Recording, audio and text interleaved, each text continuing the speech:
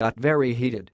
The chief Palestinian negotiator for the embattled US-led peace process with Israel said his most recent encounter with President Donald Trump's point person was more than 1 year ago, suggesting talks have stalled. Addressing the Doha Forum in Qatar, Palestinian diplomat saeb Erekat said Sunday that he had met with the Trump administration 33 times since the U.S.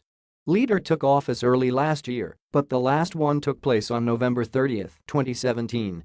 During that meeting, Jared Kushner, Trump's senior advisor and son-in-law, reportedly informed the Palestinian delegation that the White House would go ahead with a controversial decision to recognize Jerusalem as the capital of Israel and move Washington's embassy there, despite it being claimed by both Israelis and Palestinians.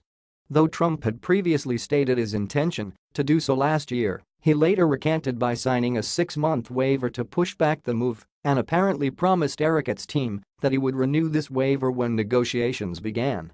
During their November 30 meeting, however, Kushner reportedly told Erekat that "we're not going to sign the waiver. It's our business, and we will conduct our policies according to our interests," Erekat quoted Kushner as saying during their last encounter, according to BuzzFeed News. Control over the city of Jerusalem, which contains some of the holiest sites in Judaism, Christianity, and Islam, has changed hands over the last few centuries. It was part of the Ottoman Empire for 500 years until being captured by the United Kingdom during World War I. The city then became a part of the UK-controlled Mandate of Palestine. That colonial administration later fell as rival Israeli and Palestinian nationalist movements descended into mass violence and eventually full-scale war following the 1948 establishment of Israel. Jerusalem was ascribed international status by the United Nations but was effectively split between Israel in the west and Jordan in the east after the First Arab-Israeli War. Israel would eventually go on to take control of the whole city after a second conflict in 1967 and annexed it 13 years later in a move not recognized internationally, leaving Jordan with limited administrative control over holy sites in East Jerusalem. Though the U.S. has traditionally sided with Israel in the dispute, Trump made his intentions to officially move Washington's embassy from Tel Aviv to Jerusalem known during his presidential campaign, breaking with the international status quo. When Kushner reportedly told Erekat that the administration was going through with this last year, the diplomat challenged Kushner's credentials.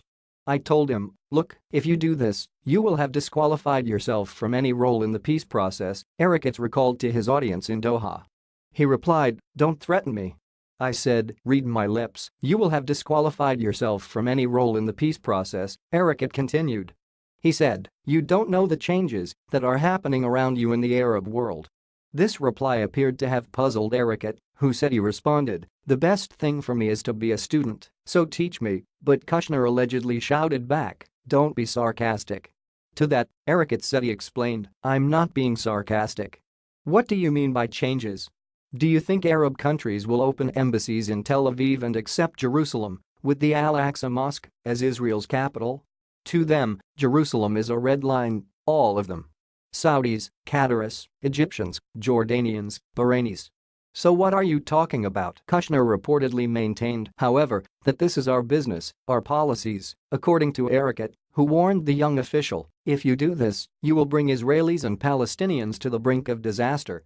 Theodore Roosevelt once said the White House is an office of international morality. And he's right, said Erekat. But this White House needs giant statesmen, not real estate agents. About a week after Kushner and Erekat met, Trump officially announced his decision, which immediately prompted protests at home and abroad, especially across Arab and Muslim countries.